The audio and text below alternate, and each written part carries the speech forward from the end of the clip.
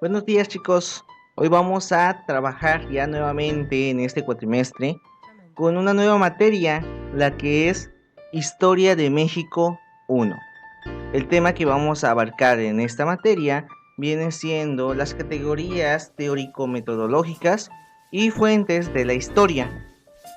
Vamos a tratar de hacerlo de manera más sencilla y más simple para no abarcar mucho y solamente ubicar lo que es necesario. ¿Ok? Bueno, para empezar vamos a identificar lo que viene siendo las categorías de la historia. ¿Qué es la historia? ¿A qué nos llamamos historia?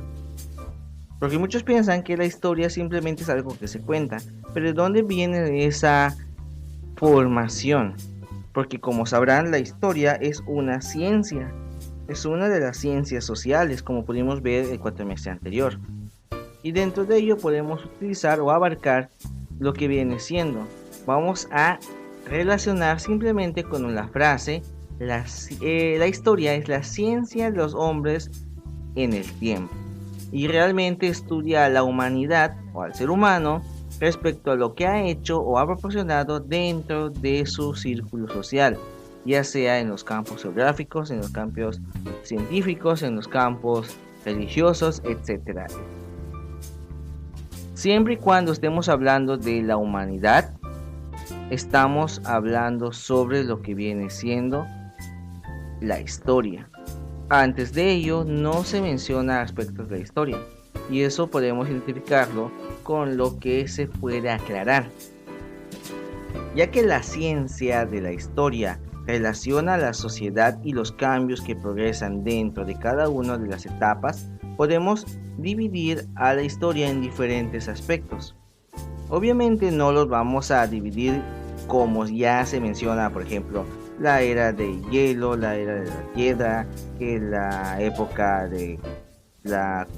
de cobre o la de hierro o la Edad Media, etcétera, etcétera. No vamos a aclarar solamente esta parte, vamos a dividirlo en tres partes fundamentales del objeto de estudio de la historia, de la cual podemos identificar este punto, lo que es tres aspectos diferentes. La primera parte es la prehistoria. La prehistoria literalmente no es considerada parte de un aspecto social histórico. Simplemente se empieza a estudiar desde la aparición del primer homínido. Para los que no saben qué es un homínido, literalmente somos nosotros. Nosotros somos homínidos de la subespecie Homo sapiens. Pero como sabrán, existieron muchos más homínidos en el pasado. Está el Neandertal, el Cromañón, el Australopithecus, el Robustus, el Homo habilis, etcétera, etcétera. Y solamente se puede tomar en cuenta ese aspecto desde que surgen las tribus humanas. Bueno, esta es parte de la prehistoria y lo podemos llevar o identificar gracias a los restos fósiles que se han encontrado a través del tiempo, puesto que no existió ningún registro escrito, muy aparte de los dibujos en cuevas conocidos como arte rupestre, ¿ok? Pero no existió alguien que haya escrito fundamentalmente lo que estuvieron viviendo, por eso se llama prehistoria, y con ese mismo enlace podemos identificar que la historia o el estudio del hombre a través del tiempo empieza con un factor muy importante, lo que viene siendo la aparición de la escritura, ¿ok? Y esto se debe literalmente a la principal cultura de la cual surgen las demás, o prácticamente la cultura más antigua de la cual haya registro. Tal vez existieron culturas más antiguas, pero no tiene registro escrito sobre estos, mientras que en la cultura sumeria es la cultura más antigua con registros. De hecho, su escritura se llama cuneiforme. También se le toma en cuenta la cultura siria, pero la cultura sumeria es más antigua que la siria. La siria simplemente trae la fundamentación, que de ahí surgen más las letras que en la actualidad utilizamos. Esa pasó a los asirios a los fenicios, de los fenicios a los árabes, de los árabes a Europa, de Europa prácticamente a Roma. En Roma se creó el idioma latín, el latín se convirtió en el español, etcétera. Pero eso ya es otra materia. Y de ahí, de la cultura sumeria hasta otro aspecto de lo que es parte de la historia, podemos identificarlo como historia contemporánea. ¿Cuándo empieza a estudiarse como tal la historia contemporánea y la historia antigua, que es la parte de la historia que estamos en la aparición de la escritura o en las culturas sumerias, etcétera? La historia contemporánea tiene diferentes fases, puesto que el tiempo sigue transcurriendo. Hay momentos de la historia que son más actualizadas que las anteriores, pero dentro de estas podemos identificar algunos. Por ejemplo, uno de los aspectos de los cuales se empieza a estudiar la historia contemporánea fue el descubrimiento de América. Pero obviamente, como el transcurso del tiempo sigue continuando, pues eso se volvió algo obsoleto y se marcó otro punto de estudio desde la historia contemporánea, que viene siendo la Revolución Francesa. Y más adelante en el futuro eso se va a ver más antiguo y tal vez haya otro punto de partida para la historia contemporánea, que podría ser la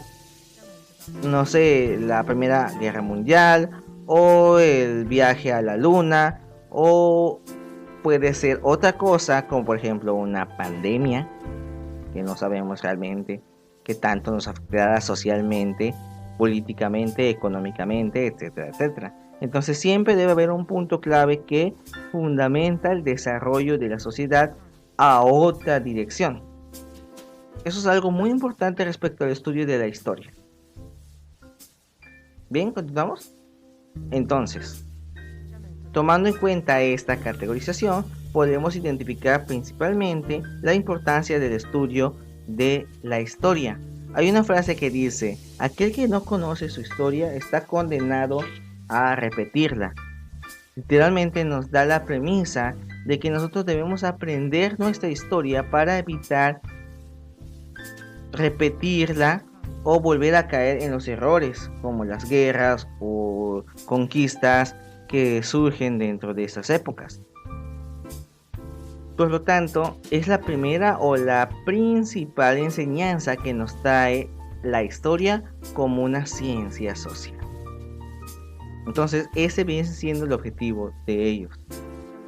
De ahí podemos identificar que la historia tiene diferentes aspectos dentro del medio ambiente, la cultura, la religión y la sociedad. Por ejemplo, históricamente nosotros podemos identificar que en el pasado nosotros teníamos una cultura de caza muy grande, de la cual literalmente llevamos a la extinción a muchos animales. Eso sin contar la flora que se destruyó al crear ciudades y civilizaciones. Por lo tanto, eso es algo principal de lo que estudia la categorización de la historia respecto a la humanidad, que es el medio ambiente. La cultura también es un aspecto de lo que nosotros nos basamos. Si sabrán que en la actualidad hay muchas cosas que es muy permisida, tienen mucho permiso de entablar. Culturas pasadas no hubiesen aceptado. El matrimonio gay, por ejemplo, el aborto, y entre muchos otros, esto solamente para mencionar algunos más vistos. Por ejemplo, prácticamente en la época de los 30 a los 50, era realmente improbable y mal visto que una mujer usara pantalón. Se fue cambiando tras la Primera y la Segunda Guerra Mundial. En los 60 se retomó esa idea nuevamente y en la actualidad es muy común ver a una mujer, casi imposible creer que se le haya prohibido en algún tiempo que una mujer usara pantalón. Entonces esa es una parte. La religión de igual forma, si podemos ver que la religión influye bastante en el desarrollo de una civilización. Eso sin contar la idea de que en la Edad Media el teocentrismo, que era literalmente que todo giraba alrededor de una religión, en este caso el cristianismo, fuese la que potencializó el desarrollo económico. Sin embargo, no en todos los sectores.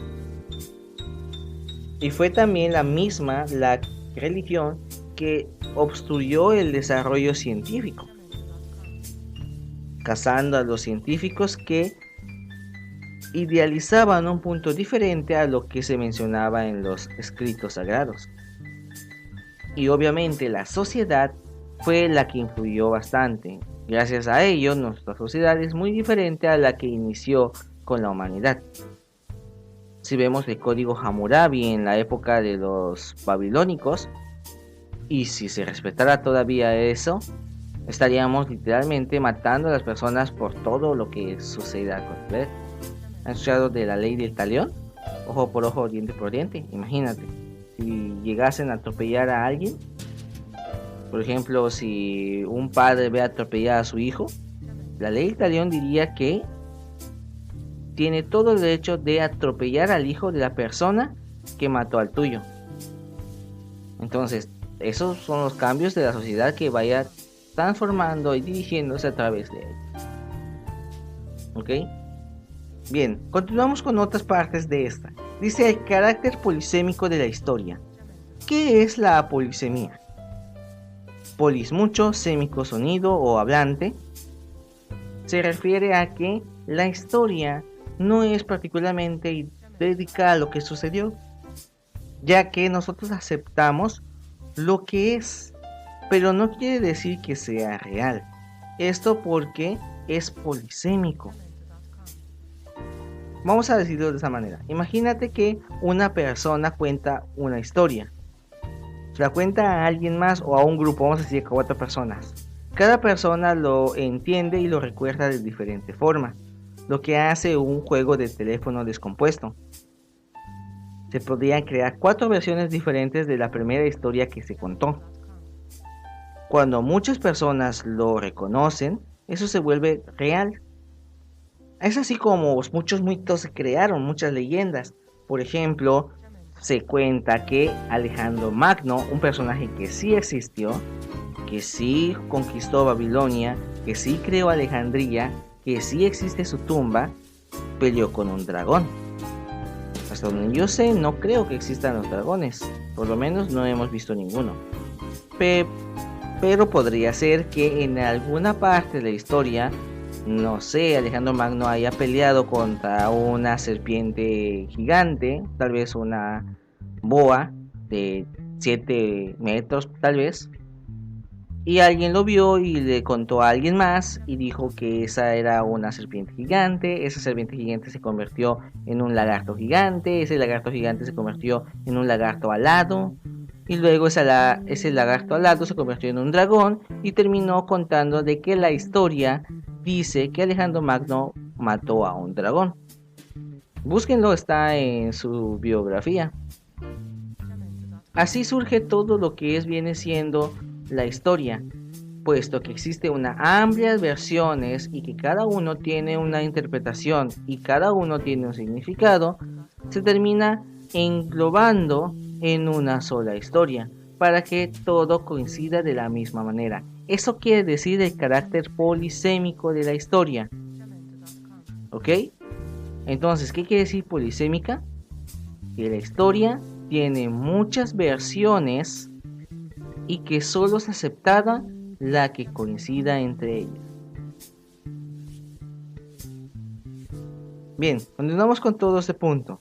Entonces, teniendo en cuenta lo que viene siendo la categorización y lo que es el carácter polisémico, podemos identificar que dentro de la sociedad humana, literalmente tiene todo el aspecto de la historia que mantiene ciertos puntos que sobresalen en ella.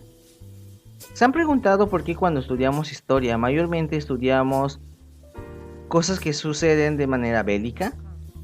Si abren su libro de historia de la primaria, podemos ver que desde el principio nos empiezan a ver sobre conquistas, guerras de conquistas, guerras de independencias, revoluciones, lo que viene siendo guerras civiles, guerras mundiales, etcétera, etcétera, y muy poco habla sobre el punto de vista de lo que es, no sé, el descubrimiento de alguna vacuna o el primer trasplante de corazón, etcétera, etcétera. ¿Por qué? porque los puntos de referencia de la historia tienen que afectar principalmente al desarrollo de la sociedad. Por ejemplo, si mencionamos anteriormente que una vez la Revolución Francesa fue el punto principal de estudio de la del inicio del estudio de la historia contemporánea, ¿por qué la Revolución Francesa? También Rusia tuvo revolución, también México tuvo su revolución, también Cuba tuvo su revolución. ¿Y por qué ellos no son el punto de enfoque de la historia contemporánea? Lo que pasa es que la Revolución Francesa desarrolló un punto dirigente de la sociedad. Fue el primer país que derroca un gobierno monárquico y desarrolla un sistema de gobierno que actualmente muchos países lo utilizan. Entre todos ellos está México. Por eso es muy importante, porque le afecta a toda la humanidad, a pesar de que solo haya sucedido en Francia. ¿Bien? Ahora bien, como mencionamos, la historia tiene muchas versiones, por lo tanto se tiene un carácter polisémico. Dicen que la historia la cuenta quien nos gana, y sí, tiene razón. Pero para eso necesitamos enfocar lo que son las fuentes de la historia. O sea, de dónde surgen dichas fuentes. Y eso prácticamente es el punto de investigación para que la humanidad o la historia pueda tener una fuente original de la cual todos puedan recurrir y que todo sea igual. Existen dos tipos, las fuentes primarias y las secundarias. Las primarias prácticamente son aquellas que surgen desde el origen, que no son modificadas, que vienen siendo desde que la persona lo realiza hasta que se cuenta sin ningún tipo de cambio, mientras que la secundaria viene siendo aquellos que se manifiestan. Por ejemplo, si tú haces una tesis y en tu tesis es una investigación muy bien hecha, tú eres la primera fuente de trabajo. Pero si alguien toma tu trabajo para desarrollar el suyo, pero no te lo copia, simplemente lo utiliza para dirigir su investigación, se convierte en una fuente secundaria. Si tú realizas una acción y luego se lo cuentas a alguien, yo maté al dragón, por ejemplo, se vuelve una fuente primaria. Pero si la otra persona va y cuenta, es que Julianito mató dragones, es un matadragones, etcétera, etcétera, se vuelve una fuente secundaria. Incluso hay muchos cambios de los cuales no podías. ¿Ok? Lean la historia de Jack el Cazador de Gigantes, la original, y van a ver cómo inició toda la historia, por un malentendido de una fuente secundaria. Bueno, chicos, entonces, tomando en cuenta eso, vamos a identificar las fuentes de las cuales podemos obtener esta información, no de los tipos, sino de las fuentes. Y estas se dividen en 4: las monumentales, las orales, las escritas y las audiovisuales. Vamos a hablar principalmente de la primera, las monumentales. Las monumentales son todas aquellas que traen información respecto a tumbas, monumentos, palacios, instrumentos de trabajo, todo aquello que sea tangible, edificaciones como tal. Y también los restos humanos son considerados parte de monumentales, ya que son restos que deja el hombre a través del tiempo. O sea, por ejemplo, gracias a un monumento podemos identificar cómo era esa sociedad, si era rica, si era pobre, qué tipo de escritura manejaba, incluso qué idioma utilizaba o qué viene la influencia para crearla. Están también las orales. Estas pueden ser un conjunto de leyendas, relatos, cuentos, mitos, fábulas, etc. Y todas ellas dependerá también de la forma en que se cuenta. Mayormente son unas que se pasan de a través del tiempo, de padre a hijo, de generación tras generación. Por eso cambia mucho el punto de esta historia. Acuérdense que es polisémica. Están las escritas. Las escritas no principalmente en papel, también son las que dejan algo de manera escrita sobre cualquier tipo de material. ya sea de ilustrados de piedra, que pueden ser madera, ladrillos, metales, telas, o ya de plano los escritos en papel, los manuscritos, que dejan literalmente una documentación de cómo se llevó. Gracias a este tipo de escritos sabemos cuál era la lengua maya, porque ellos no escribían solo en papel, también lo escribían en paredes. Los egipcios, gracias a sus escritos en las paredes, sabemos cuál es su idioma, etcétera, etcétera. Y por último están los audiovisuales, que son todos aquellos que traen una información que se pueda ver o se pueda escuchar. Por ejemplo, los videos, los audios y las fotos. En la actualidad es la principal, puesto que nosotros, gracias a la tecnología que tenemos, cualquiera puede tomar una fotografía con su celular. En el pasado era un poco más difícil, solamente aquellos que tenían la tecnología o eran ricos pudieran seguir ese tipo de uso. Por eso hay muy pocas fotos del pasado y hay un montón de redes sociales que te publican fotos y videos como arroz. Bien chicos, vamos a dejarlo hasta acá. Para iniciar la materia es suficiente. En la siguiente clase vamos a ver las escuelas que intentan estudiar la historia como una ciencia, de dónde se dirigen, a quiénes se dirigen, etcétera, etcétera.